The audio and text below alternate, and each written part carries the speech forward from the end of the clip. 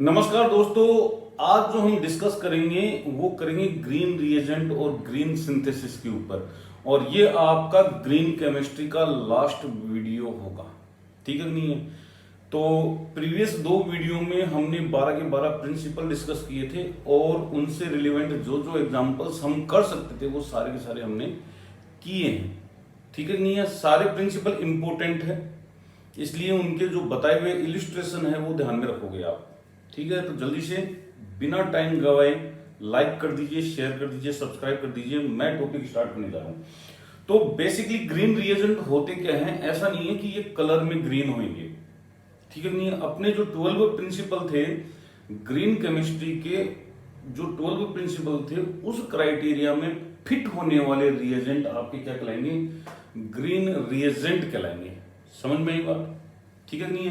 तो basically exam में question direct आएगा कि कौन सा ग्रीन रिएजेंट है, कौन सा ग्रीन रिएजेंट नहीं है। तो बेसिकली यहाँ पे दो या तीन टाइप के ग्रीन रिएजेंट होते हैं, ज्यादा नहीं होते। ज्यादातर जो ग्रीन रिएजेंट होते हैं वो पॉलीमर असिस्टेड या पॉलीमर लिंक्ड क्या होते हैं? आपके रिएजेंट होते हैं, यानी कि जिनके साथ पॉलीमेरिक चेन जुड़ी हुई होगी। पॉलीमर असिस्टेड बोल दो, क्या बोल सकते हैं, और पॉलीमर सपोर्टेड बोल सकते हैं अपन, जिनका पॉलीमर का सपोर्ट रहेगा। तो बेसिकली ये जो ग्रीन रिएजेंट होते हैं ये लेस हैजार्ड होते हैं, पॉइजनस नहीं होते, कोई भी टॉक्सिक प्रॉपर्टी नहीं रखते, न आपका जो रिएजेंट बाद में जाके कोई कन्वर्जन हो रहा है सब्स्टिट्यूशन वगैरह में, तो जो बनने वाला प्रोडक्ट है वो भी क्या है? लेस हैजार्ड है, हैजार्डस नहीं होता, ठीक है नहीं है? एटम इकोनॉमी को मेंटेन रखने की कोशिश करता है। इस टाइप के रिएजेंट ग्रीन रिएजेंट कहलाते हैं। सबसे इंपॉर्टेंट बात, टॉक्सिक नहीं होना चाहिए बस, और हैजार्डस नहीं होना चाहिए, न तो अपने लिए न एनवायरमेंट के लिए। स्टार्ट करें भाई। तो देखो इधर पहला जो ग्रीन रिएजेंट है वो डाई मिथाइल कार्बोनेट है। तो बेसिकली मिथाइलेशन करने के लिए अपन बहुत सारे के अलग अलग रिएजेंट्स यूज में लेते हैं, लेकिन ये सबसे अप्रोप्रिएट है जो क्या करता है? मिथाइलेशन करता है, ठीक है नहीं है? तो conventional methylation reaction employed methyl halide. Generally अपन मिथाइल हैलाइड को यूज में लेते हैं। कैसे लेते हैं? यहाँ पे अगर मान लो जैसे ये यहाँ पे अपन को मिथाइलेशन करवाना है तो अपन बेस लेंगे। पहले क्या लेंगे? बेस लेंगे, यहां से प्रोटॉन जाएगा, फिर मिथाइल आयोडाइड लेंगे। तो वहां पे क्या बनना है? मिथाइल आयोडाइड ले लो, मिथाइल क्लोराइड ले लो, हेलोजिनेटेड प्रोडक्ट बाई प्रोडक्ट बनेंगे। और हेलोजिनेटेड बाई प्रोडक्ट अपने एनवायरमेंट के लिए हार्मफुल होते हैं, पता है। तो सबसे बढ़िया तरीका है क्या लो आप, ठीक है, क्या लोगे आप? डीएमसी, डाई मिथाइल कार्बोनेट अपन लेंगे।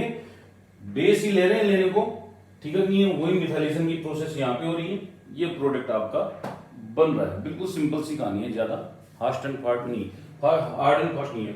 तो ये पूरा का पूरा ग्रुप जो है वो किसकी तरह काम करता है? लिविंग ग्रुप की तरह काम करता है। तो जब यहाँ पे नेगेटिव चार्ज आएगा आपका प्रोटॉन जाने के बाद, तो ये यहाँ टेक करेगा ये इलेक्ट्रॉन, और ये CO2 बाहर निकलेगी, और ये मिथाइल अल्कोहल यानी मिथोक्साइड आयन के रूप में निकलेगा। वो बाद में आपको मिथाइल अल्कोहल में कन्वर्ट हो जाएगा, ठीक है नहीं है? तो डीएमसी क्या है आपका? डीएमसी एक ग्रीन रिएजेंट, इसके बारे में पूछा जाएगा, ठीक है नहीं? वही संडे को टेस्ट लूंगा मैं ग्रीन केमिस्ट्री का, 65 क्वेश्चंस आएंगे, और बहुत ही प्यारे प्यारे क्वेश्चन मैंने छाटे हैं, ऐसे क्वेश्चन जिनके एग्जाम में आने की प्रोबेबिलिटी बहुत ज्यादा होगी, ठीक है नहीं है? कुछ क्वेश्चन ऐसे होंगे जो मैंने बता दिए फेस टू फेस, कुछ क्वेश्चन ऐसे होंगे हिडन, ठीक है नहीं है? तो उनका जब आप टेस्ट दे लो एक बार, तो आप सोल्व कर लेना। टेस्ट देने के बाद जब उनका सॉल्यूशन आए तो उन क्वेश्चनों को याद कर लेना। समझ में आ रही है मैं क्या कह रहा हूं? जिन क्वेश्चनों की बात मैंने नहीं की उनको याद करना है डायरेक्ट, फिर अपन डिस्कशन में देख लेंगे बाकी का। चलिए भाई, हाँ जी। डीएमसी और भी करता है काम, ऑक्सीडाइजिंग एजेंट की तरह भी काम करता है, ठीक है नहीं है? तो ये जो आपकी रिंग है, इस रिंग को खोलकर क्या टाइम में कन्वर्ट करेगा? डाई एसिड में कन्वर्ट करेगा, और देन आफ्टर उसका मिथाइलेशन कर एस्टर में कन्वर्ट कर देगा। तो ऑक्सीडाइजिंग एजेंट भी होता है। क्लियर है? कोई दिक्कत? बहुत बढ़िया बात। पूछ सकता है, ये ध्यान रखना, बेस के साथ काम में आता है। नेक्स्ट जो है आपका वो है पॉलीमर सपोर्टेड रिएजेंट। बस दो ही है, एक तो डीएमसी है, एक पॉलीमर सपोर्टेड कौन है? रिएजेंट्स है। तो पॉलीमर सपोर्टेड रिएजेंट बहुत वैरायटी वाले हैं, अलग अलग है। जैसे पॉलीमर सपोर्टेड पर एसिड, ये पॉलीमर है, ये पर एसिड है। एमसीपीबी लेते हैं ना अपन, लेते हैं नहीं लेते? एमसीपीबी है, मेटाक्लोरोपर बेंजोइक एसिड, या और भी बेंजोइक एसिड लेते हैं, ठीक है नहीं है, तो वो सारे के सारे एडवर्स इफेक्ट डालते हैं अपने ऊपर, काम करने वालों के ऊपर। और ये वाला क्या है, बिल्कुल फिट है, कोई एडवर्स इफेक्ट नहीं है, ये देखो। और ये पॉलीमेरिक फॉर्म में ही रहेगा, केवल अपन को जो चाहिए जहां से, यानी कि यहां से ऑक्सीजन चाहिए ऑक्सीडेशन करने के लिए ये। इस टाइप के क्वेश्चंस आजकल आपको मिलते हैं नेट वगैरह के एग्जाम में, ठीक है नहीं है। लेकिन अपने पास ये है, बस नाम ध्यान रखना कि भाई कौन सा क्या काम कर रहा है और कौन सा ग्रीन रिएजेंट है। तो पॉलीमर सपोर्टेड रिएजेंट क्या होते हैं आपकी, ग्रीन रिएजेंट होते हैं। उसमें क्या कौन सा है, पहला पॉलीमर सपोर्टेड पर एसिड, ठीक है भाई। नेक्स्ट है पॉलीमर सपोर्टेड क्रोमिक एसिड। तो क्रोमिक एसिड किस काम में आता है, ऑक्सीडेशन के काम में आता है। पॉलीमेरिक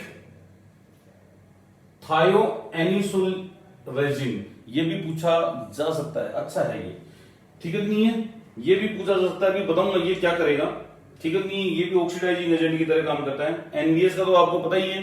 तो ये पॉली एंड ब्रोमोसक्सिनामाइड, तो ये क्या करता है, अच्छी सेलेक्टिविटी देता है ब्रोमिनेशन के लिए। देखो ब्रोमिनेशन अपन एनबीएस के द्वारा 1 डिग्री पर नहीं कर सकते, लेकिन ये 1 डिग्री पर भी करता है। अभी देखो पहले तो इसकी स्कीम देखना है ना, स्कीम नंबर 4 किसकी, थायोएनिसिल रेजिन की, और फिर आपको मिलेगी एनबीएस की। चेक करते हैं ये वाली किसकी है, देख लो ये रहा आपका पॉलीमर, क्लोरीन लिया, रिएक्शन करवाई, ये बना। इसके बाद हमने क्या किया, ये देखो डाइओल है, इसका ऑक्सीडेशन करवाया, तो ये और ये बन सकते हैं, दोनों तरफ भी हो सकता है, एक तरफ भी हो सकता है, तो ऑक्सीडाइजिंग एजेंट की तरह काम करता है। अब देखो इधर एनबीएस ध्यान रखना, यहाँ पे ब्रोमिनेशन करवा दिया इसने, बस काफी है, मेजर प्रोडक्ट यही बनता है। लेकिन ये क्या करवा रहा है, तीनों जगह करवा रहा है, यहाँ पे भी करवाएगा, यहाँ पे भी करवाएगा, यहाँ पे भी करवाएगा, ठीक है भाई। तो ये है पीएनबीएस, कर लोगे, बहुत ही इजी।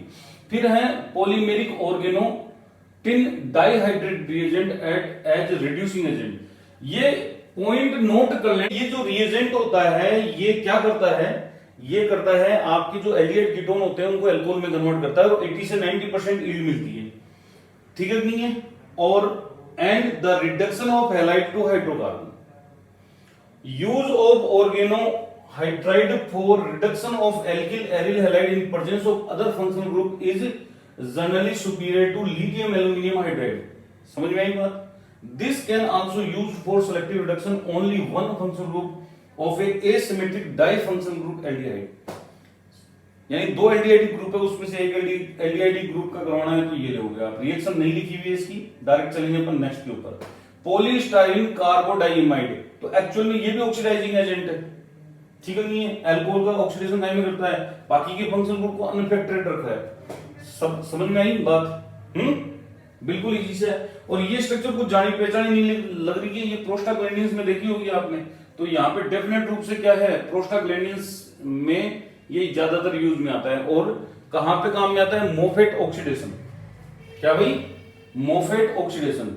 देखो पढ़ो इसको, polystyrene carbonate the synthesis of anhydride, it can also use to Moffatt oxidation of alcohol to aldehyde and ketone, even लेवाइल प्रोस्टाग्लैंडिन्स इंटरमीडिएट, ये वाला is readily converted to desired aldehyde be इसमें, ठीक है भाई। नेक्स्ट है पॉलीस्टाइरीन एनहाइड्राइड और सल्फोनेजाइड polymer. इनके नाम याद रखना, कौन क्या करता है ये याद रखना है, बाकी का कुछ नहीं करना, ठीक है नहीं है। अच्छी यील्ड में प्रोडक्ट देते हैं, इसलिए इनको ग्रीन रिएजेंट कहा गया है। बिल्कुल भी क्या नहीं होते, ये हैजार्डस नहीं होते, टॉक्सिक नहीं होते। पॉलीस्टाइरीन विटिक रिएजेंट, ये भी इंपॉर्टेंट है। ये रहा आपका पॉलीस्टाइरीन विटिक रिएजेंट, समझ में आ गई होगी बात, ये वाला पॉलीस्टाइरीन, ठीक है नहीं है। रिएक्शन वैसी है, ये बेस है, यहां पे आपने करवाया, ये बना, ठीक है नहीं है। फिर आपने क्या करवाया, बिल्कुल हैलाइड लिया, इसका अटैक करवाया, यहां पे पॉजिटिव चार्ज है, आया नहीं आया। और बीआर किसके रूप में है, काउंटर आयन के रूप में, यहां से आया आपका ये, यहां से प्रोटॉन जाएगा, ये नेगेटिव पॉजिटिव डबल बॉन्ड बनाएंगे और LiBr बाहर निकल जाएगा, यहां पे हाइड्रोकार्बन बनेगा, ठीक है। ऑर्गेनिक रिएक्शन है। तो ये पॉलीस्टाइरीन विटिक रिएजेंट है, ये भी वही काम करता है जो नॉर्मल विटिक रिएजेंट करता है, घबराने की जरूरत नहीं है। लेकिन ये ग्रीन रिएजेंट है, क्या है, तो वो पूछ सकता है विटिक रिएजेंट का अल्टरनेट फॉर्म कौन सा है जो ग्रीन सिंथेसिस में काम में आता है, तो पॉलीस्टाइरीन विटिक रिएजेंट, याद रखना इसको, ठीक है। फिर है पॉलीमेरिक फिनाइल थायोमिथाइल लिथियम रिएजेंट, ये भी अच्छा रिएजेंट है, ठीक है नहीं है? क्या काम में आता है? ये काम में आता है useful for lengthening of side chain of alkyl hydride in good yield. Alkyl hydride की साइड चेन को ये क्या करेगा? इंक्रीज करेगा, साइड चेन में कार्बन नंबर को इंक्रीज करेगा। रिएक्शंस आपके पास दी हुई है। नेक्स्ट है polymer supported peptide coupling agent. इसकी फुल फॉर्म पूछ सकता है EEDQ, ठीक है नहीं है? और ये जो रिएजेंट है ये पेप्टाइड बॉन्ड फॉर्मेशन में काम नहीं आएगा, रेसिमाइजेशन नहीं होने देगा। और ये पॉलीमर सपोर्टेड ही यूज में लिया जाता है EEDQ, ethyl डाइहाइड्रो ethoxy quinoline carboxylate. याद आ जाएगा नाम शॉर्ट में, बिल्कुल ठीक है भाई। चलो ये तो बात हो गई ग्रीन रिएजेंट की, इतनी ही है, ज्यादा नहीं है, घबराने की जरूरत नहीं है। पर डीएमसी को याद रखना है। और एक पॉलीमर सपोर्टेड, तो जहां पे भी पॉलीमेरिक या पॉलीमर सपोर्टेड आए तो समझ जाना कि वो ग्रीन रिएजेंट है। इतने ही होते हैं ग्रीन रिएजेंट, ठीक है नहीं है? फिर आती है ग्रीन सिंथेसिस। क्या आती है? Green synthesis. ग्रीन सिंथेसिस के मैं कुछ एग्जांपल ही करवाऊंगा आपको, ज्यादा नहीं करवाऊंगा। पर एक चीज ध्यान रखना कि ग्रीन सिंथेसिस वो सिंथेसिस माना जाएगा जो 12वें प्रिंसिपल को फॉलो करता है। समझ में आई? वेस्ट कम होना चाहिए, एटम इकोनॉमी ज्यादा होनी चाहिए। समझ में आई बात? हाँ, आप कोशिश करो कि उसको किस फॉर्म में करवाओ आप। बिल्कुल कैटालिस्ट का यूज में लो, एनर्जी रिक्वायरमेंट कम करो। ये सारे के सारे प्रिंसिपल आपको पता होने चाहिए कि हमें ग्रीन सिंथेसिस में ये सारे प्रिंसिपल किस प्रकार से यूज में लेने हैं। क्लियर है? कोशिश करो कि क्या करो, ग्रीन सोलवेंट यूज में लो, ग्रीन रिएजेंट यूज में लो, जिससे यील्ड भी बढ़िया है, सब कुछ बढ़िया रहे। क्लियर है? तो बहुत सारी रिएक्शन है, कुछ मैं यहां पे करवाने जा रहा हूं। पहला है आपका स्टाइरिन फॉर्मेशन। कौन सा? Styrene formation. तो स्टाइरिन फॉर्मेशन बेंजीन से होती है। कहां से होती है? बेंजीन से होती है। तो ये जो है स्टाइरिन फॉर्मेशन, ये ग्रीन सिंथेसिस नहीं है, नहीं, ये ग्रीन सिंथेसिस नहीं है। बेंजीन आपका कार्य क्या है? कार्सिनोजन है, एक तरीके से कैंसर उत्पन्न करने वाला सब्सटेंस है। तो इसको ग्रीन सिंथेसिस कैसे मानेंगे? इसका सिंथेसिस हम करवाएंगे जाइलिन के मिक्सचर से, और बिल्कुल ये बनेगा, कोई दिक्कत वाली बात नहीं है। और जाइलिन जो है नॉन कार्सिनोजन होता है, एक तरीके से कैंसर उत्पन्न नहीं करता, ठीक है नहीं है? तो सबसे इंपॉर्टेंट क्या है? सबसे इंपॉर्टेंट है कि बेंजीन के जगह अपन क्या ले रहे हैं? जाइलिन। मैकेनिज्म अननोन है अभी तक, टेंशन मत लो। चले भाई, नेक्स्ट है सिंथेसिस ऑफ एटीपिक एसिड, कैटेकोल और 3 हाइड्रोक्सी क्या है ये? 3 हाइड्रोक्सिमिक एसिड। अच्छा ठीक है, बहुत बढ़िया। ए पोटेंशियल रिप्लेसमेंट ऑफ BH3। अब मैंने आपको ये बताया था जब मैंने प्रिंसिपल करवाए थे कि N2O जो है, N2O आपका क्या है? ओजोन डिप्लीशन का क्या है? एक सब्सटेंस है जो ओजोन डिप्लीशन करेगा, ठीक है नहीं? कैसे करेगा समझाएगा। बेंजीन कार्सिनोजन, यहां से लेकर यहां तक रिएक्शन में खराबी पड़ी है कि नहीं पड़ी? तो जब एडिपिक एसिड का सिंथेसिस करवाना होगा तो हम ग्लूकोज से करवाएंगे बाय द एंजाइमेटिक प्रोसेस। देखो ठीक है नहीं है? पढ़ लेना इसको, कुछ भी नहीं है, छोड़ो। सबसे इंपॉर्टेंट ये बना रहे हैं, ये भी रिएक्शन है, पर ये ग्रीन सिंथेसिस नहीं है। अब ग्रीन सिंथेसिस कैसे आएगी वो देखो, सारी ग्लूकोज से स्टार्ट होगी। ये भी ग्रीन सिंथेसिस नहीं है, ठीक है नहीं है? हाँ, अब देखो इधर, ये ग्लूकोज से अपन करवा रहे हैं, आगे से आगे प्रोसेस करवाते हुए चल रहे हैं। पहले ई कोलाई लिया, ये बना, फिर पीसी लिया, कैटेकोल देखो बीच में आ गया कैटेकोल। तो कैटेकोल की जो सिंथेसिस यहां पे अपन कर रहे थे, उसकी बजाय है कि अपन किससे? ग्लूकोज से ही कैटेकोल की सिंथेसिस करवा दें, ठीक है नहीं है? यहां पे आप म्यूकोनिक एसिड भी बना सकते हो, साथ में एडिपिक एसिड भी बनेगा लास्ट स्टेप में। सोचो आप। तो ये क्या है? ये ग्रीन सिंथेसिस है, वो नहीं थी। वो दोनों रिएक्शन, न तो ये ग्रीन सिंथेसिस है, न ये ग्रीन सिंथेसिस है, न ये ग्रीन सिंथेसिस है, सारी की सारी बेकार रिएक्शन है। तो ग्रीन सिंथेसिस में क्या होता है? हाँ जी, ग्रीन सिंथेसिस में क्या होता है? ग्लूकोज से अपन रिएक्शन करवाते हैं, इसमें सब कुछ मेंटेन है, हैजार्डस नहीं है, टॉक्सिसिटी नहीं है, बिल्कुल ठीक है नहीं है? ये थोड़ा सा ध्यान रखना है। इसी प्रकार से आप देखोगे कि ये जो डी ग्लूकोज है आपको ट्रिप्टोफैन यानी जो एमिनो एसिड होता है वो भी बनाने में हेल्प कर रहा है ग्लूकोज से, और बाकायदा एंजाइमेटिक प्रोसेस होती है पूरी की पूरी। तो ट्रिप्टोफेन वैसे अगर बनाओगे तो वैसे बड़ी दिक्कत आएगी, बेंजीन या कोई कार्सिनोजन सब्सटेंस लेना पड़ेगा। तो ये ग्रीन सिंथेसिस की कैटेगरी में आती है। चले भाई, नेक्स्ट है सिंथेसिस ऑफ मिथाइल मेथेक्रिलेट। वैसे अगर बात करें तो एससीएन का यूज में लेते हैं hydrogen cyanide, potassium cyanide, hydrogen cyanide. ये पॉइजन होते हैं, खतरनाक वाले, आदमी बोल भी नहीं सकता एक सेंटेंस भी, है ना, ओ भी नहीं कर सकता, इतने खतरनाक होते हैं। ठीक है, नहीं है। लेकिन जब अपन बात करें कि हमें ये कंपाउंड जो बनाना है, ये अपन किससे बना सकते हैं, कैटालिटिकली बना सकते हैं, देखो, और यहां पे कोई भी हैजार्डनेस नहीं आएगा। तो ये तो क्या है, आपका कन्वेंशनल मेथड है, कन्वेंशनल सिंथेसिस है जो करता है वो, और ये क्या है, न्यू सिंथेसिस है, जिसको अपन क्या बोलेंगे, ग्रीन सिंथेसिस। तो इसकी भी अपन ग्रीन सिंथेसिस से करवा सकते हैं। नेक्स्ट है सिंथेसिस ऑफ यूरिथेन, सेम तरीका है। ये क्या है आपका, फोजिन से अपन तैयार कर रहे हैं। तो फोजिन तो पॉइजनस गैस होती है भाई, तो फोजिन को हटाओ, कार्बन डाइऑक्साइड से करवाओ एमीन की रिएक्शन, आइसोसाइनेट बनेगी, और आइसोसाइनेट की फिर अल्कोहल से रिएक्शन करवाओ, अल्कोहल वाटर के साथ रिएक्शन करवाओ, तो ये बनेगा। देखो ये कौन सा आ गया आपका, ग्रीन सिंथेसिस। ये कैसा है, कन्वेंशनल। हैजार्डस इफेक्ट है इसका बहुत ज्यादा, इसमें कुछ भी नहीं है हैजार्डस। ठीक है भाई। नेक्स्ट है environmentally beginning synthesis of aromatic amines. Actual में बीनिंग्स का मतलब होता है ग्रीन सिंथेसिस, सस्टेनेबल, समझ में आई। तो ये वर्ड भी इंपॉर्टेंट है, इसका भी ध्यान रखना आप, बीनिंग्स। ठीक है भाई। तो देखो इधर तरीका क्या था, अपन को ये बनाना है, तो ये बना रहे हैं अपन एमीन। तो ये कन्वेंशनल मेथड है, बेंजीन से स्टार्ट हो रहा है, और बेंजीन से स्टार्ट हो रहा है तो बेंजीन कार्सिनोजन है, क्यों यूज में ले। दूसरी चीज नाइट्रिक एसिड अपन ले रहे हैं, तो डेफिनेट रूप से N2O तो बनेगा ही बनेगा, ऑब्वियसली। तो सारी चीजें हैं, हटाओ इसको। बढ़िया तरीका ये है, फेज ट्रांसफर कैटालिस्ट यूज में लो। क्या यूज में लो, फेज ट्रांसफर कैटालिस्ट यूज में लो, आपका कंपाउंड बनेगा। ठीक है, नहीं है, ये आपका न्यू सिंथेसिस है, कन्वीनियंट सिंथेसिस है, किसका, आपके कंपाउंड का। तो ग्रीन सिंथेसिस की कैटेगरी में, क्लियर। नेक्स्ट बात करें अपन selective alkylation of active methylene group. तो जो अपन पहले मेथड यूज में लेते थे वो इस प्रकार का लेते थे, जिसमें बेस ले लिया और आयोडाइड, वही हेलोजिनेटेड साइड प्रोडक्ट बनेंगे, जो गलत है। ठीक है, नहीं है। जबकि इसमें अपन ने क्या लिया है, देखो क्या है ये, बताओ, डीएमसी, ग्रीन रिएजेंट। तो इसलिए ये ग्रीन सिंथेसिस होगी। क्या होगी, ग्रीन सिंथेसिस। छोड़ो इसको भी।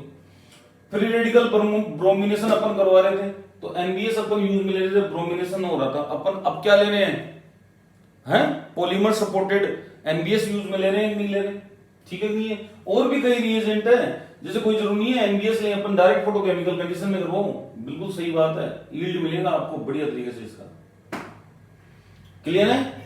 नेक्स्ट देखो, एसिटाल्डिहाइड का फॉर्मेशन जो करवा रहे थे अपन, वो मर्करी सब्सटेंस की प्रेजेंस में करवा रहे थे, Hg2SO4, Hgso4। तो ये एक्चुअल में मर्करी भी पॉइजनस सब्सटेंस होता है, तो ऐसे रिएजेंट क्यों लें।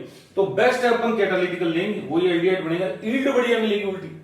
और देखो इसकी एटम इकोनॉमी जो आएगी वो 40% आएगी, जबकि इसकी एटॉमिक इकोनॉमी क्या है, 100%। क्या है, एटम इकोनॉमी इसकी 100% है। चेक करो, जो भी इधर है वो इधर आ गया, सारा जुड़ गया, कुछ भी नहीं हुआ। इसके अलावा एटम इकोनॉमी का भी रोल रहेगा। ठीक है भाई, चलें नेक्स्ट देखो, परफ्यूरल फ्रॉम बायोमास, डी जाइलो से आपका परफ्यूरल बन रहा है।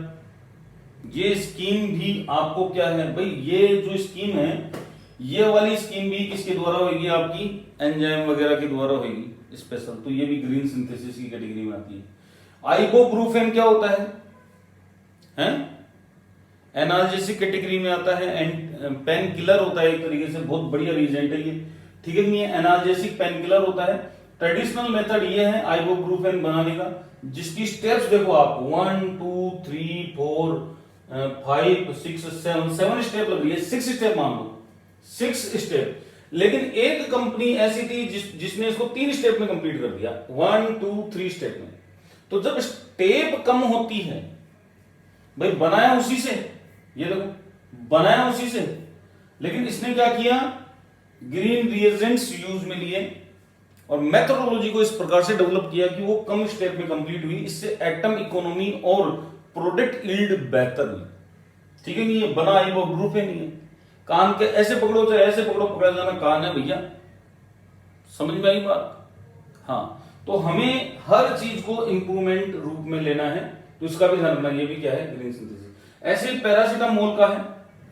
पैरासीटामोल की सिंथेसिस जो नॉर्मल तरीके से अपन जो करवाते हैं वो थोड़ी लंबी होती है, लेकिन नॉर्मली अपन जब ग्रीन सिंथेसिस में लेते हैं तो अपन ये ले लेंगे para hydroxy acetophenone ammonia H2 TS। TS क्या है? याद है तुम्हें बताया था मैंने, TS जो है टाइटेनियम सिलिकेट है। ये क्या है? ग्रीन कैटालिस्ट है। क्या है? Green catalyst. तो यहाँ पे ग्रीन कैटालिस्ट आ रहा है, ऑब्वियसली ग्रीन सिंथेसिस हो गई है अपने आप ही। ठीक है नहीं है? हाँ, और 2 स्टेप में कंप्लीट हो रही है। खास बात बेकमान रीअरेंजमेंट इनोल होता है। तो कोई भी पूछे कि पैरासीटामोल की ग्रीन सिंथेसिस में किस प्रकार का रीअरेंजमेंट होता है, तो बेकमान रीअरेंजमेंट होगा। कौन सा होगा? बेकमान रीअरेंजमेंट होगा। फिर है synthesis of epoxy styrene E coli. ठीक है नहीं है? अपने आप क्या कर देता है, अब वो लपड़े नहीं है MCP लेना, फलाना लेना, डिग्रा लेना, H2O2 बेसिक मीडियम लेना, कुछ भी नहीं लेना, आप डायरेक्ट लो, बिल्कुल बनेगा आपका। और 1 अनइंश्योर डोमिनेंट होएगा। अगर यहां पे ई कोलाई में आप चेंजेस करोगे तो हो सकता है कि R डोमिनेंट बन जाए, अभी S डोमिनेंट बनेगा, स्टाइरिन ऑक्साइड। ठीक है भाई? चलो, और इसकी देखो एटम इकोनॉमी 100% है, जो इधर है वो इधर, क्या दिक्कत हुई है? हाँ जी, इसी प्रकार से synthesis of citral. Synthesis of citral भी अपन बिल्कुल सिंपल तरीके से करते हैं। वही ये आपका क्या है? Isobutene formaldehyde. वैसे आइसोप्रीन यूनिट लेनी पड़ेगी अपन को। और यहाँ पे 3 मिथाइल ब्यूट 3 in 1 ऑल, और उसके ऑक्सीडेशन और आइसोमराइजेशन से 2 प्रोडक्ट बनते हैं। और जो प्रोडक्ट अपने आप ऑटोमेटिक बनकर बनाकर और सिट्रल बनाते हैं। क्या बनाते हैं? सिट्रल। सिट्रल एक प्रकार का क्या है भाई? सिट्रल क्या है? मोनोटर्पिनोइड है, एसाइक्लिक मोनोटर्पिनोइड। ध्यान रखना इसका भाई। ठीक है नहीं है? और ये क्या है आपका? Environmentally safe marine antifoulant. अब ये क्या होता है? देखो यूं है कि जब नाव वगैरह आपकी किस में चलती है? पानी में चलती है, नदी में चलती है, समंदर में चलती है, कहीं पे भी, तो वहां पे क्या है? एल्गी, फंजाई, ये छोटे मोटे जो माइक्रो ऑर्गेनिज्म होते हैं या माइक्रो प्लांट होते हैं, ये क्या है कि आपकी बोट के सरफेस के ऊपर चिपक के उसको डिकम्पोज करने लग जाती है। क्या करने लग जाती है? डिकम्पोज करने लग जाती है। तो उस डिकम्पोजिशन से बचने के लिए हमें क्या लेना पड़ता है? एंटीफोलेंट एजेंट यूज में लिया जाना जरूरी है, ताकि अपनी बोट बिल्कुल वैसी की वैसी रहे, खराब नहीं हो। और ये DCOI ये पूछा जा सकता है, ध्यान रखना। फिर कह रहा हूं, और भी नहीं तो एंटीफोलिंग एजेंट के रूप में कौन यूज में लिया जाता है? DCOI। याद रखना, फुल फॉर्म भी याद रखना है आपको। 4,5 डाइक्लोरो 3N ऑक्टिल 4 आइसोथायाजोलिन 3 ऑन, इसका नाम। इसकी सिंथेसिस भी अपन ने करवाई। ठीक है भाई? चले, तो ये तो हो गई बात ग्रीन सिंथेसिस की, कुछ एग्जांपल्स की जिनमें 12 प्रिंसिपल काम में आ रहे थे। ठीक है नहीं है? अब सुनो बात काम की। मैं आपको पूरी बुक की PDF प्रोवाइड करवाऊंगा। ठीक है नहीं है? ग्रीन सिंथेसिस इन सबको यूज में लेके किया जा सकता है। फेज ट्रांसफर कैटालिसिस से ग्रीन सिंथेसिस की जाती है, माइक्रोवेव इंड्यूस्ड ग्रीन सिंथेसिस की जाती है, ultrasound assisted green synthesis use में ली जाती है। अब माइक्रोवेव में कई बार क्या पूछता है? इसकी फ्रीक्वेंसी पूछ लेता है। फ्रीक्वेंसी पूछ लेगा भाई कितने उसके ऊपर काम करता है, तो 2.64 गीगाहर्ट्ज के आसपास ये वर्क करता है। तो इसका भी ध्यान रखना है आपको। ये आपका 10 किलोहर्ट्ज से 20 मेगाहर्ट्ज तक वर्क करता है ये वाला।